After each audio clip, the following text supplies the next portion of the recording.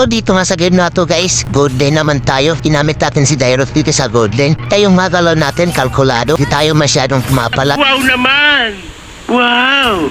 Kaya ngayon level 4 na ako, inaantay ko na lang bukas yung NN nila. Kaya dito nabigyan ko yung NN nila. Sa full, tatalon ka pa talaga ha.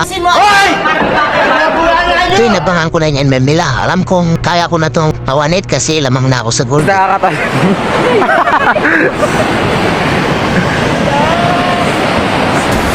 Mabay pa nga ako mabigyan ng NN nila. Napatay ko rin siya. Sige! Subukan mo magpakamatay!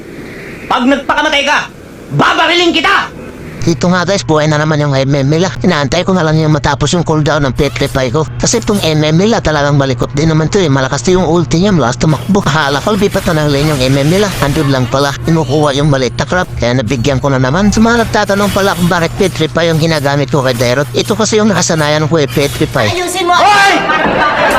So yun na guys, lumipat na nga ng lane yung MM nila at saka siya naman yung kapalit na dito. Sakto, wala nang pang-stance yan, nagamit na niya. Kaya pinasok ko na sa tore niya. Yes, a pull na naman.